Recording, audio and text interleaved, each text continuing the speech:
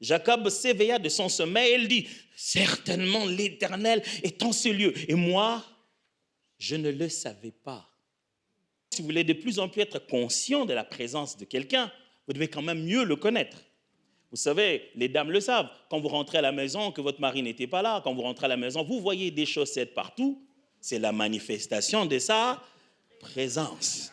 On sait qu'il est rentré et il n'a, comme d'habitude, il n'a pas ramassé les chaussettes. C'est quand on connaît mieux une personne qu'on peut reconnaître sa présence, même quand on ne la voit pas. Vous êtes toujours demandé comment on fait lorsqu'on est dans la chambre, même presque en train de dormir, et on entend quelqu'un marcher dans le couloir ou prendre les marches, on sait qui c'est, sans le voir. Tout de suite, ta tête a calculé le poids, il semblerait, c'est ça ce que le cerveau fait, il calcule tout de suite le poids de cette personne et le rythme de ses pas, il enregistre ça au jour le jour quand vous vivez ensemble. Et à partir de ce moment, ton cerveau est capable de dire, celui qui marche au couloir comme ça, c'est un tel.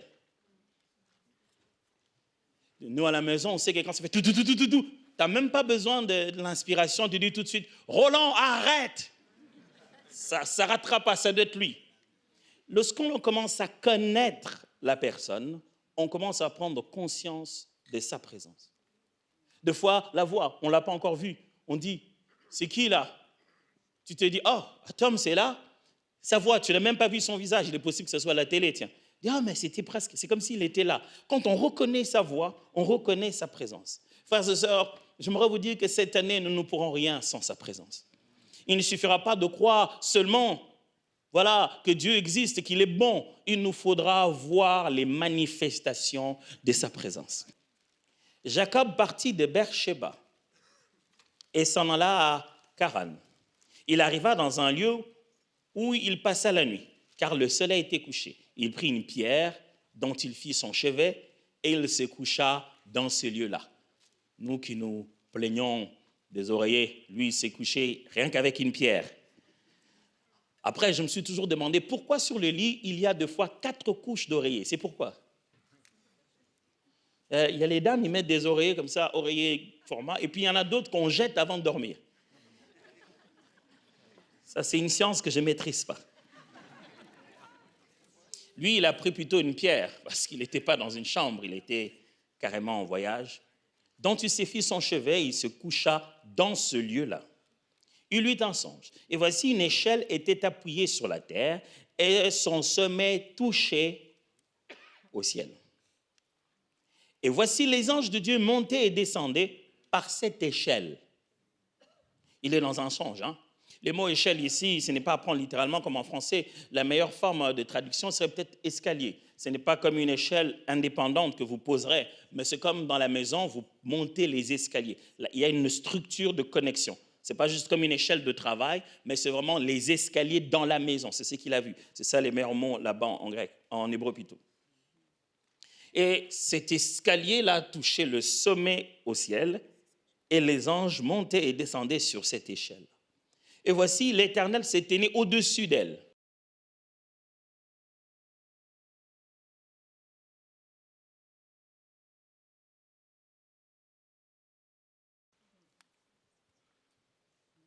C'est ce que je ne voudrais pas que ça nous arrive cette année. Que l'Éternel était là, et vous ne le saviez pas. Et qu'il était là, que vous aurez pu faire des choses avec lui. Et que ce soit en décembre 2025, vous puissiez dire, oh, il était là? Oui, il était là. Il est donc possible que l'Éternel soit là, glorieusement à cet endroit, et on n'en est pas conscient. C'est l'expression de son amour, c'est sa façon de nous dire qu'il nous aime, c'est sa façon de nous dire qu'il est là, c'est sa façon de nous rassurer qu'il est là. Pourquoi? Parce que mes amis, quand vous n'avez pas la conscience de la présence de Dieu, vous perdez du temps. Vous perdez du temps. Vous savez, vous imaginez que moi, ça m'est arrivé 2-3 fois. Maintenant, ça va être difficile de raconter l'histoire de ma femme maintenant qu'elle est là. Je n'ai que des histoires de ma femme. Maintenant, comment je vais faire? Un jour, quelque part avec ma femme, plusieurs fois dans notre vie, plusieurs fois, on a cassé des portes de nos maisons parce que la clé ne se voyait pas. Surtout au début de notre mariage, on sortait, on fermait la clé à clé, et quand on revient, on ne voit plus la clé. C'est là que j'ai découvert que dans les sacs des femmes, il y a des niveaux.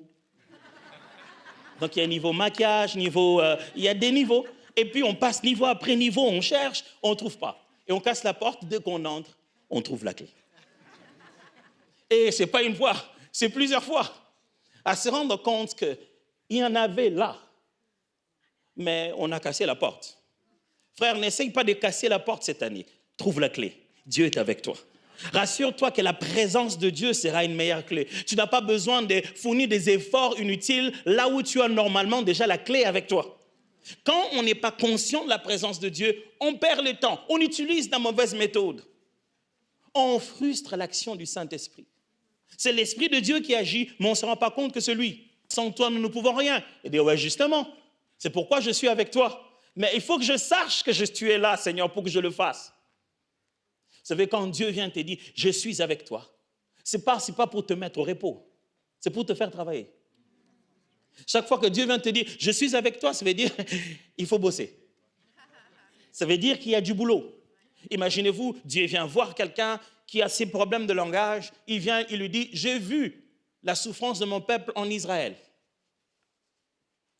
Belle conversation. Et quoi encore? Dit, je suis descendu pour le délivrer. Bonne idée, hein? Vas-y, fais tes histoires. Pourquoi tu m'en parles? Va chez Pharaon. Mais toi, tu as dit que tu es toi-même descendu. Qu'est-ce que ça a à voir avec moi? Il dit, je te parle pour que tu sois conscient que je suis avec toi. Je te donnerai même des signes physiques. Prends ce bâton, tu vois le bâton que tu as dans la main, jette-le. Il lui a donné tellement de signes, mais pour lui dire, en fin de compte, c'est à toi de partir. Mes frères, écoutez-moi, Dieu ne tuera pas vos ennemis. Il les livrera entre vos mains. Le Seigneur aime que la victoire soit à nous. Même quand il a détruit le mur de Jéricho, il va laisser les gens de Jéricho se battre avec vous. Dieu n'aime pas tout finir. Il aime te faire participer à l'œuvre de sa création. On est co-ouvrier avec lui. Il pourrait marquer les buts, mais quand il a tout dribblé, il veut que toi, tu aies ce point sur toi, que ça entre sur ton palmarès à toi. C'est toi qui es marqué. Il faudrait que tu commences à devenir un peu plus conscient de sa présence. Être capable de savoir que ça, c'est Dieu. Et pour ça, je vais dire juste 4 choses qui sont de la nature de Dieu et de sa façon d'opérer, qui peut amener une plus grande conscience de sa présence dans nos vies. Mais avant ça, vous vous souvenez de ce qui s'est passé, qu'on appelle les buissons ardents? Où Moïse, dans Exode chapitre 3, pendant qu'il était en train de paître les troupeaux, il voit un endroit, il voit que ça brille. Il s'est dit, il va aller là-bas. Il se rend compte que les buissons est en flammes, mais ne brûlent pas. Vous savez ce que la Bible dit pour ça, n'est-ce pas? La Bible dit, il a vu un ange en buisson ardent. Si vous ne croyez pas, vous allez relire ça. Et vous allez vous rendre compte que ce que nous, on appelle un buisson ardent, la Bible appelle ça un ange en buisson ardent. C'est un ange de l'Éternel qui se manifeste devant lui en cette forme. C'est une apparition de la présence de Dieu, une apparition qui précède la manifestation de sa voix. Souvenez-vous encore, le peuple d'Israël est en train de fuir l'Égypte qui le poursuit, Pharaon et son armée. La journée, ils sont couverts par une nuée, par un ange de l'Éternel qui les couvre comme une colonne de nuée. Et la nuit, il n'y a pas d'électricité. Comment ils vont survivre là-bas? C'est l'ange de l'Éternel en colonne de feu qui brille durant toute la soirée pour qu'il ne manque pas d'électricité. L'ange de l'Éternel. Est-ce que le buisson ardent avait des yeux? Est-ce que les buissons ardents avaient des ailes? Est-ce que les buissons ardents avaient une forme physique qui nous ferait croire qu'il s'agit d'un ange? Surtout comment? Adam, même après avoir péché, il le sut que Dieu vient dans le jardin. La Bible dit, il a su que Dieu est là. Frère, il y a différents niveaux de sensibilité de la présence de Dieu. Et mon souhait pour cette année, c'est que nous devenions plus sensibles qu'avant. Parce qu'il ne suffit pas de reconnaître la présence de Dieu quand on a les yeux fermés en prière. Parce que souvent, ce n'est pas à l'église qu'on a besoin de lui. C'est quelque part d'autre. On a une difficulté inattendue. C'est là qu'on veut savoir qu'il est avec nous. Et là, les façons de reconnaître sa présence ne sont pas les mêmes qu'à l'église. À l'église, il suffit que Gordon joue, tu sais que Dieu est là. Tu te dis, oh, alléluia. Directement, tu lèves les mains, tu te dis, alléluia. Mais comment tu fais quand tu traverses dans les couloirs, un hôpital, il fait que des gens sont en train de mourir, salle après salle, les gens crient, et tu sens que tu traverses carrément la vallée de l'ombre de la mort, comment savoir qu'il est là, avec toi? Et te rendre compte que ce n'est pas parce que ça arrive dans le voisinage que ça touchera ma maison. Et te dire que moi, je suis différent. Parce que l'Éternel Dieu est avec moi. Et parce qu'il est là, je vais agir autrement. J'ai une bonne nouvelle pour vous, bien-aimés. Dans cette année 2025, ici à Plénitude, les gens viendront pour la présence de Dieu. Il y en aura avant de commencer la musique. Il y en aura quand le culte est terminé. Les gens vont être ivres de la présence de Dieu. La Bible dit, lorsque le temple est inauguré, qu'est-ce qui se passe? On inaugure le temple par Salomon. On se prépare pour qu'on aille faire le sacrifice. Les sacrificateurs sont prêts, ils ont les ustensiles, ils veulent faire la cérémonie. Mais ce jour-là, pas de cérémonie. Pourquoi? La nuée de sa gloire a rempli le temple. Ils ne savent plus par où entrer. Il se dit non, on ne peut pas le faire, il est déjà là. Quelles sont donc ces 4 choses? Premièrement, Dieu se sert du tangible pour révéler l'invisible. Si nous voulons devenir meilleurs dans notre façon de comprendre la présence de Dieu, retenons cette vérité. Dieu se sert du tangible, c'est-à-dire du matériel, du physique, pour révéler, manifester le spirituel et l'invisible. Ne séparez pas les deux. Je ne sais pas depuis quel moment nous autres êtres humains, nous avons accaparé le physique et on a laissé Dieu être spécialiste du domaine invisible et spirituel. Je ne sais pas pourquoi. Pourquoi tout ce qui se voit et tout ce qui se touche est humain? On irait même plus se dire scientifique. Et dès que c'est scientifique, Dieu sort de là. Sans oublier que la science, en fond, n'a rien créé, n'a fait qu'observer les lois de la nature et les a transformées, les a théorisées. Mais quelque part au fond de nous, on se dit, quand ça se touche, ce n'est pas le domaine de Dieu. Le domaine de Dieu, c'est l'invisible. Ok, donc je dois vous lire Hébreux chapitre 11, verset 3, dans la version Parole vivante, dit ceci. C'est la foi qui nous fait connaître que l'univers a été créé et ordonné par une parole de Dieu. C'est-à-dire que le monde visible est sorti du néant et que tout ce qu'on voit procède de l'invisible. Tout ce qu'on voit procède de l'invisible. Ce n'est pas le visible qui crée l'invisible. Non, c'est l'invisible qui a créé le visible. Jusqu'aujourd'hui. C'est ce qu'il y a dans la tête d'un architecte qui a fait ce bâtiment. C'est toujours l'invisible qui se manifeste dans le visible. Si vous voulez fonctionner avec Dieu, sachez que Dieu aime rendre sa présence tangible. Ne prenez pas ça pour une folie qu'une pierre devienne une porte d'entrée spirituelle. Jacob arrive, c'est une pierre qu'il a mis sur son chevet. Il a mis juste sa tête et vous savez ce qu'il dit après? Il dit, c'est ici la maison de Dieu. Et littéralement, le hébreu, il dit, c'est ici le portail des cieux. Ce n'est pas pour dire porte comme on ouvrirait, c'est un peu comme on dit portail comme... Quel est le meilleur film qui utilise des portails? Les Marvel, ils utilisent des portails, oui. À l'époque, moi, il y a vraiment longtemps, quand j'étais bon à regarder la télé, il y avait quelque chose qu'on appelait Gate something? Stargate, hein, c'est ça? Il y avait un gros portail comme ça qui devenait un peu comme de l'eau. Et les gens entraient et ils sortaient ailleurs. Vous avez déjà vu ça, non? Ça existe jusqu'à aujourd'hui. Je crois que... Ouais, il y a même le gars, comment il s'appelle, qui fait des trucs comme ça. Un docteur, là. Ouais, il fait des trucs et puis ça ouvre un truc et on entre. On va ailleurs. C'est ce qu'on appelle un portail. C'est-à-dire que ça ressemble à une porte, mais ça connecte deux dimensions différentes. C'est ce que Jacob dit. Il dit, c'est ici, à cet endroit, que se trouve un portail. Quand j'y ai mis ma tête, j'étais de l'autre côté. Frères et sœurs, vous devez savoir que quand Dieu a dit, mettez de l'huile, mettez de l'huile. Pourquoi on ne oint pas les gens juste avec autre chose? De l'huile de frein, par exemple.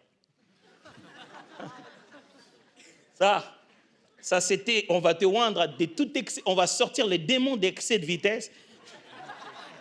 Si on te oint de l'huile de frein, c'est parti. Tu n'auras jamais de contrevention parce que c'est plus toi qui conduis, c'est l'huile qui conduit en toi. Pourquoi? C'est une huile et une huile bien particulière.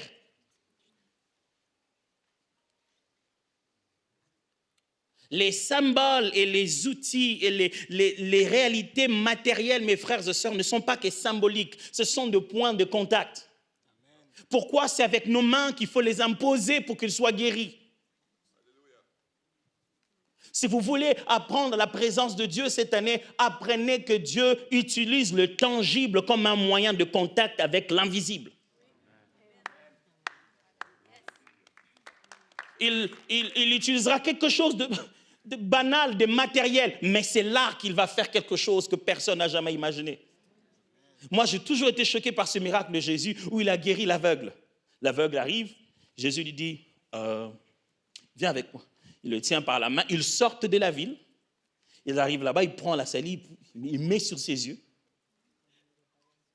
Franchement, Jésus, tu n'as rien inventé.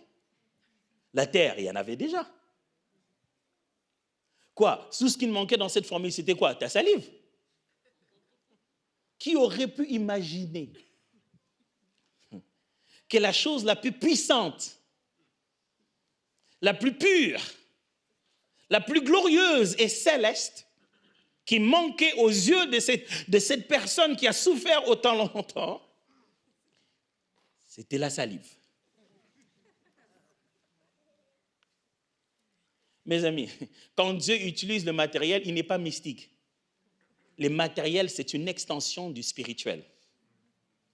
Ce qu'il a matérialisé détient les principes qu'il cache dans la vérité de son invisible.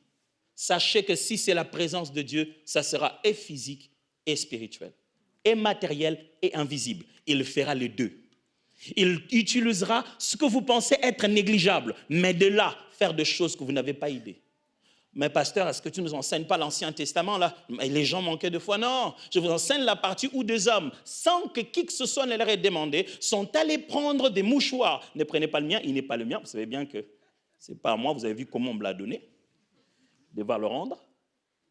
Ils prenaient le mouchoir, comme ça. Des apôtres, sans leur permission, sans qu'il y ait eu l'évangile de mouchoir. Ils allaient les prendre. Et ils les mettaient sur des gens. Tenez-vous bien, s'ils étaient malades, on allait dire juste un point de contact, comme ils ne pouvaient pas venir physiquement, alors ils les ont guéris à travers ça. Non, la Bible dit, ils les ont mis sur des gens qui étaient possédés d'esprits mauvais.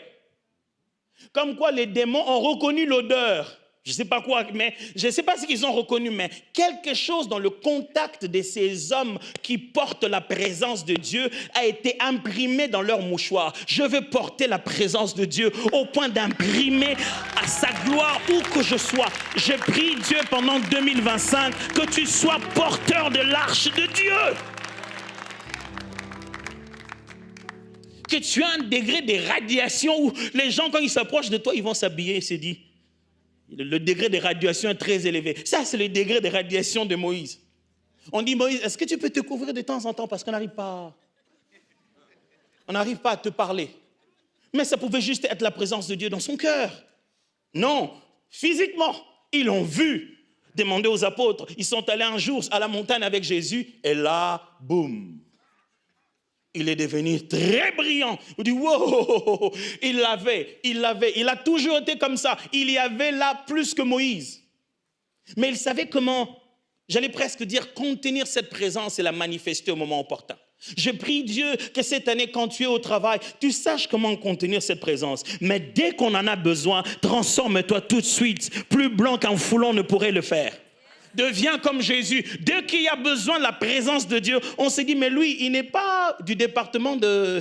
Lui, il ne s'occupe pas des bois là derrière. Oui, quelqu'un qui s'occupe de bois peut mourir à la croix et sauver l'humanité. Je prie que où que tu sois, que la présence de Dieu soit la marque qui va te distinguer et qui va dire à tout le monde, Dieu est ici. Cette année, il y a des moments où tu rentres chez toi à la maison, ne rentre pas en père de famille, rentre en sacrificateur du Dieu vivant, chargé de l'offrande et du sacrifice de la maison. Entre-y, non pas juste parce que c'est ta maison que tu as payée, mais parce que tu es porteur de l'arche de gloire. Quand je vais piétiner chez moi, cette maladie dont on m'a parlé à la maison, elle va s'en aller. Cette année, il faut que tu prennes conscience de la présence de Dieu dont tu es porteur. Mais aussi, deuxièmement, Dieu aime choisir un endroit spécifique pour manifester sa présence. Ce n'est pas moi, c'est Dieu. Dieu aime choisir un endroit spécifique pour manifester sa présence. Pasteur, qu'est-ce que tu essaies de nous dire? Il y a plus de Dieu ici que de là. Dieu n'est-il pas omniprésent? Omniprésent, absolument. En fait, le concept de l'omniprésence est un peu complexe à expliquer. L'omniprésence de Dieu, ce n'est pas le fait qu'il soit partout, mais c'est aussi le fait que partout se trouve en lui. Dieu ne se rend pas partout. Dès qu'il a besoin de se rendre à un endroit, c'est qu'il n'y était pas avant. Il peut donc, de ce fait, ne pas être omniprésent. Il peut se déplacer à plusieurs endroits pour s'y rendre. Dès qu'il fait ça, il n'est pas omniprésent. Parce que la seconde, il quitte ici pour là-bas, il n'est pas là-bas. Et à partir du moment où un nouveau lieu est découvert, où il ne se trouve pas, il perd de l'omniprésence. Donc, si tu vas à un endroit que tu appelles découverte, Dieu y est déjà. Je ne sais pas si je me fais comprendre ici. Ce sont les genres de choses qui font mal à la tête, je vous assure. Pourquoi c'est vraiment quand on adore Dieu, dit, oh Seigneur, tu es tout ce que je ne comprends pas. Alléluia. Mais c'est seulement pour dire que Dieu est partout. Mais c'est Dieu qui est partout. Je ne sais pas pourquoi, ne me le demandez pas. Mais dans la Bible, l'Ancien comme dans le Nouveau Testament, il choisit des lieux géographiques, physiques, où il dit, c'est ici que je vais me manifester. Et ça devient un lieu de rendez-vous. Il a choisi un endroit mythique qu'on connaît tous, qu'on appelle un temple. Et il a fait de nous-mêmes des temples. Mais comme dans l'Ancien et le Nouveau Testament, Dieu aime des lieux où il dit, ici, je vais me manifester. C'est l'endroit qui va devenir mon lieu d'alliance. Je veux manifester ma gloire à cet endroit. Je ne sais pas comment vous expliquer ça, mais Dieu aime ça. Il aime donner rendez-vous à son peuple à un endroit, à un lieu particulier. Il faut être là-bas. Ou est-ce que Dieu n'est pas suffisamment un Dieu de grâce pour pouvoir me voir là où je suis dans mon problème? Oui, il t'a vu dans ton problème, il a mis la salive même dans tes yeux, mais il t'a dit, va te laver à Siloé. Est-ce qu'il n'y a pas de l'eau ici? Il sait qu'il veut te guérir de la lèpre, mais il dit, Naaman, va te laver aux eaux de Jourdain. Il dit, mais il n'y a pas d'eau chez nous. Dieu est un Dieu de lieux spécifiques. Dans Ézéchiel chapitre 48, le prophète a une vision grande de ce qu'on appelle Jérusalem, la grande Jérusalem de Dieu. Il est en train de la mesurer. Il mesure de fond en comble, haut, hauteur, largeur. Il arrive au verset 35, il dit, le pourtour de la ville fera 9 kilomètres. Et dès ce jour, le nom de la ville sera l'Éternel est ici. Yahweh Shammah. Le nom de la ville sera Yahweh Shammah. L'Éternel n'est pas là-bas au ciel, il n'est pas dans le lieu invisible. Il dit, une fois que vous avez fini l'endroit que j'ai décidé, sachez que ça deviendra le lieu de ma rencontre. Quelle est la plus grande promesse de la foi chrétienne? C'est un lieu. C'est de nous rendre dans la cité nouvelle, nous rendre chez nous. Frère, cette année, je prie que tu reconnaisses le lieu de ton rendez-vous avec Dieu. Puis-je te suggérer? Ce n'est qu'une suggestion, tu n'es pas obligé de le croire. Moi, je le crois déjà, ça fait déjà une personne. Et maintenant que j'ai une grande famille, ça fait déjà 6 personnes qui croient. Je devais vraiment ouvrir une boutique, j'ai déjà 6 clients, 5 à peu près. Voici ce que je crois, mes frères et sœurs. Je crois que Dieu est ici, dans cet endroit. Je crois que quand vous entrez dans ce lieu, ce n'est plus l'espace innove. Quand vous entrez dans ces lieux, c'est le rendez-vous avec Dieu. Chaque fois que nous venons en cet endroit, ces lieux est consacré. N'attends pas qu'un pasteur entre ici. Quand tu viens ici, sache que Dieu est ici. De là où tu te tiens, commence à parler avec Dieu. Si tu lui dis que tu es venu pour un miracle, j'aimerais te l'assurer, sans que personne n'ait été vu. Là où tu te tiens, ton lieu de rendez-vous là avec Dieu, j'aimerais t'annoncer une bonne nouvelle, Yahweh Shammah. Il n'y a pas que les chaises qu'il y a ici. Il y a Dieu au milieu de nous, frères. Et c'est bien avant que la musique ne commence, bien avant que les hommes de Dieu entrent, l'Éternel, le Dieu de ce temple, a déjà rempli ce temple à n'importe quel moment. Quand nous venons ici, nous venons pour sa présence. Ne ratez pas ça. Parce que Dieu choisit des lieux spécifiques. À un moment dans ma vie, j'ai fait mes premières études en théologie en Afrique du Sud. Je n'y vais plus souvent, mais chaque fois que Dieu fait que je me rende en Afrique du Sud, j'ai toujours l'impression que je ne suis pas juste allé pour un voyage, j'ai un rendez-vous. Dès que je traverse les rues de cette ville, je me rends sensible, je me dis, Dieu, qu'est-ce que tu veux? Parce que j'ai chaque fois cette impression-là que Dieu m'appelait ici pour un but. Ce lieu est un lieu différent. Et je vous assure, chaque fois que je sors de là-bas, il y a comme une clarté qui se passe dans ma vie. Vous avez déjà regardé ce film chrétien, Raw Room, je ne sais pas comment la version française, on dit quoi? Pas ça? Raw Room, c'est seulement ça, non? Je ne vais pas faire la pub du film, mais c'est un film où on parle d'un Raw Room. C'est juste une histoire d'une dame où ça n'allait pas bien dans son foyer et tout, qui a découvert l'importance de la prière et surtout l'importance de consacrer une pièce de sa maison comme son lieu de prière. Elle a consacré son closet, elle a enlevé tous ses beaux habits. C'est devenu l'endroit où elle priait pour sa famille, ainsi de suite. Elle en a vu tellement de miracles, tellement de bonnes choses. J'aime comment ce film finit. Il finit quand un autre couple vient pour entrer dans leur maison.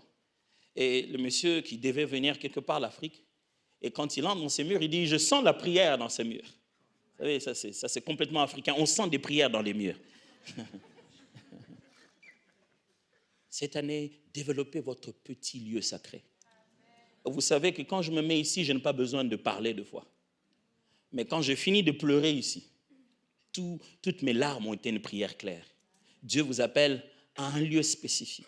Et si vous n'en avez pas beaucoup, sachez que quand vous arrivez ici, quand vous êtes encore au parking, Yahweh Shammah.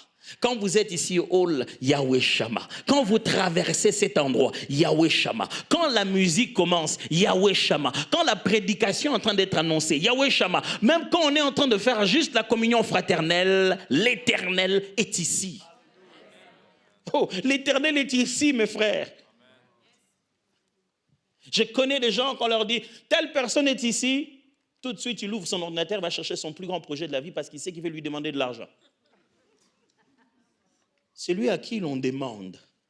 C'est lui qui fait tout. Et ici, la troisième des choses, l'avant-dernière. Dieu nous parle souvent avec clarté dans la solitude.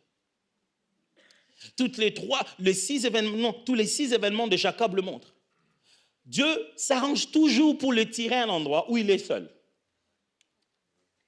Il le met dans des contextes où il laisse partir la famille, il laisse partir tout le monde, alors pouf, l'Éternel se manifeste à lui. Il est seul quelque part, pouf, l'Éternel aime ces moments de solitude pour se manifester à nous. Mes amis, vous voulez vous rendre compte que Dieu est présent? Quelquefois, ça vous demande l'absence de tout. Laissez le reste être absent et vous saurez que lui, il est resté présent. Vous ne pouvez pas vivre cette année et réussir sans vous imposer des petits moments de solitude. Des petits moments où vous abandonnez toutes sortes de supports. Vous savez, moi, À un moment, je n'arrivais plus à prier sans musique. J'avais toujours besoin d'une petite musique et tout et tout. Je priais, il fallait que j'allume une petite musique qui joue et je commence à prier. Un jour, je priais, je ne dis pas que c'est le cas pour tout le monde. J'ai prié, puis Dieu me dit, arrête un peu la musique. Ah, la musique. Il dit, oui, arrête un peu la musique. J'ai arrêté. Il m'a dit, oui, continue. J'ai dit, mais j'ai besoin. Et il m'a dit, arrête la musique et prie. J'ai commencé à sentir que c'est devenu difficile. Et puis je dis, non, mais depuis quand j'ai du mal à prier sans la musique? Elle dit, moi aussi, je me demandais, depuis quand tu ne sais pas me parler sans la musique? Et là, j'ai très mal, et le Seigneur m'a dit, je préfère encore le moment où toi-même, tu faisais ta propre musique. Celle-là, je l'aimais. Quand toi-même, tu prenais ta propre guitare. Ça, j'aimais. On dirait qu'on ne peut plus parler sans musique. Avant de me parler, tu te rassures d'abord si oui ou non il y a la musique. Tu penses que moi, j'ai besoin de musique? Tu penses que pour que je te parle, j'ai vraiment besoin de cette musique? Ou au milieu de cette musique, deux fois, tu ne m'entends pas? Deux fois, je dis, mais Seigneur, c'est bien. Il dit, oui, il n'y a rien de contre. C'est bien de prier, de louer, de glorifier dans la musique. Il dit, mais quelquefois, tu n'es plus attentif. Tu es déjà dans un état second, tu as peur de ton silence. Tu as peur de voir les pensées qui vont commencer à venir. Je veux ce silence total pour que tu te voies toi-même tel que tu es et que tu apprécies l'œuvre que je fais en toi. Frère, cette année, Dieu va vous amener dans une certaine solitude. Ça sera pour manifester sa présence. Quand vous aurez l'impression que les amis se sont un peu éloignés, c'est parce que Dieu veut se rapprocher. Dieu se dit, on est trop nombreux. Fais partir les uns et les autres et tu sauras que je suis là. J'aime ce texte, justement. La Bible dit, dans Osée 2, 16, c'est pourquoi je vais la conquérir, l'amener au désert et parler à son cœur. Je vais la reconquérir, l'amener au désert et parler à son cœur. C'est là que je lui donnerai des vignobles d'Athan et la vallée d'Accor deviendra une porte d'espérance. Là, elle répondra tout comme au temps de sa jeunesse, au temps de sa sortie d'Égypte. Il arrivera en ce temps-là, l'Éternel le déclare, que tu me diras, mon époux, et tu ne m'appelleras plus mon Baal, mon maître. Dieu a dit, le peuple a commencé à m'appeler son maître. Depuis quand Israël m'appelle comme ça? Et pour que je puisse reprendre ma place, je vais les tirer encore dans le désert. Je sais. C'est quand on était en Égypte qu'on a bâti cette relation. Quand ils n'avaient personne, ils ont reconnu que j'étais là. Voilà la chose à faire, mes amis. Si vous ne choisissez pas la solitude, elle s'imposera à vous. Et si Dieu vous impose la solitude, mes amis, je vous assure, c'est beaucoup plus compliqué. Choisissez vous-même de placer des moments de votre vie où vous allez seul avec Dieu. Sinon, il va tout vous retirer. Et ça, c'est plus difficile. Et en fin de compte, la quatrième chose qui nous permet de comprendre la nature de Dieu sur la manifestation de sa présence, en se basant sur les différentes expériences de Jacob, c'est que Dieu envoie ses anges pour témoigner de sa présence. Dieu envoie ses anges pour témoigner de sa présence. Qu'est-ce que je dis? Nous tous, nous allons voir des anges pendant cette année. Non, je suis juste en train de dire que nous tous, cette année, Dieu nous enverra quelqu'un. Par le mot ange, il ne s'agit pas seulement d'une créature surnaturelle que Dieu envoie. Il s'agit de tout messager de Dieu. Pendant cette année, l'Éternel utilisera quelqu'un. Et même plus, l'Éternel vous utilisera, vous, comme une confirmation de sa présence chez quelqu'un d'autre. Cette année, décidez d'être un ange de Dieu. Décidez d'être un instrument de Dieu. Cette année, décidez d'être fou et folle et d'aller dire à quelqu'un, tu sais, chaque fois que je te rencontre, j'ai toujours cette pensée qui me vient à cœur, que je dois faire ceci pour toi. Écoute, je l'ai fait quand même. Et tu verras comment il va te regarder et dire, oh, ce n'est pas vrai. J'ai prié pour ça. Avant de venir ici, ma femme et moi, on a prié, on voulait tellement que notre fille aînée reprenne ses leçons de piano pendant qu'on sera ici, puisqu'on sera obligé de rester souvent à la maison. Ça sera l'occasion de rêver qu'elle puisse s'améliorer davantage. On était en train de se dire, ah ok, quand on arrive, il faut vraiment qu'on achète un piano, ça va vraiment l'aider. Ce matin, je crois, ou hier soir, j'ai eu un message de quelqu'un qui me montrait une vidéo du piano qu'on voulait pour notre fille. Le piano, c'est exactement comme on le voulait. Il y a une possibilité de mettre un casque et ne pas déranger les autres. Il m'a dit, je ne sais pas si vous en aurez besoin. Je prie pour toi cette année que tu sois le messager de Dieu. L'instrument par lequel l'autre dira, ouh, Dieu me connaît.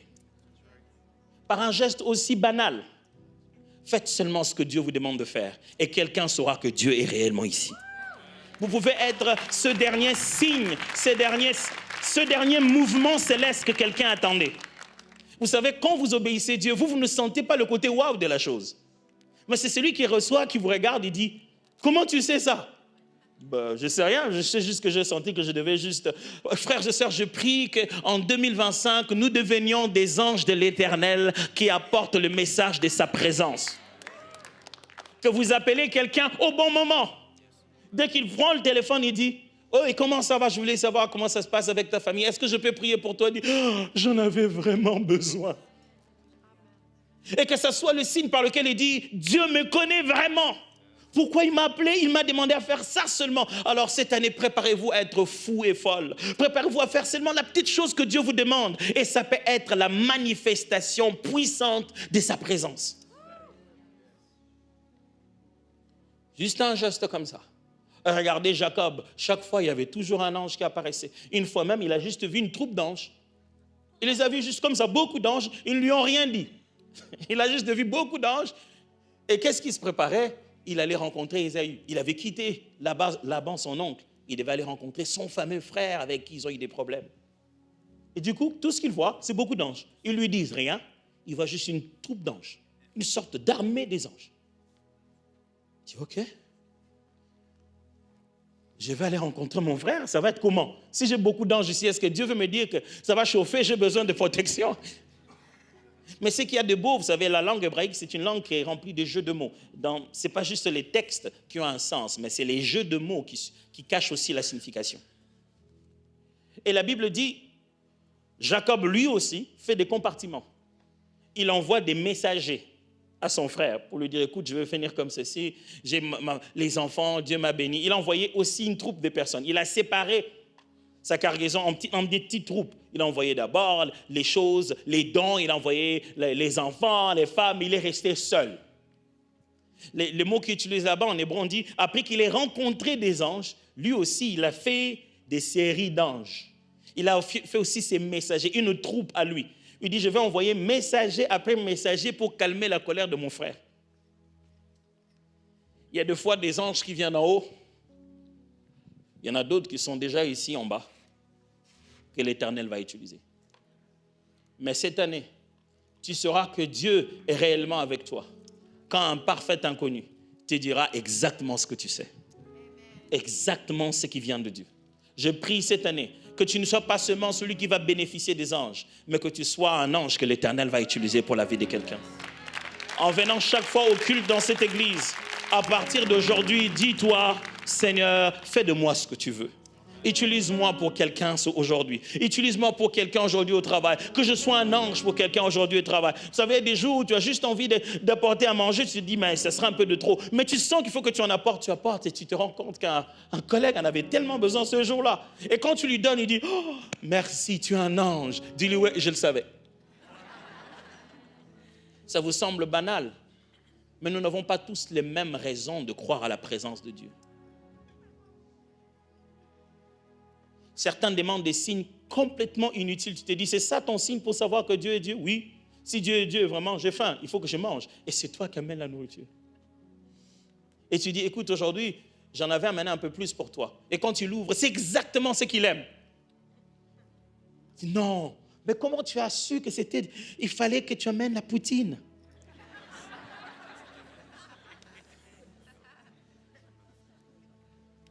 Est-ce que vous êtes d'accord avec moi que la présence de Dieu est ici?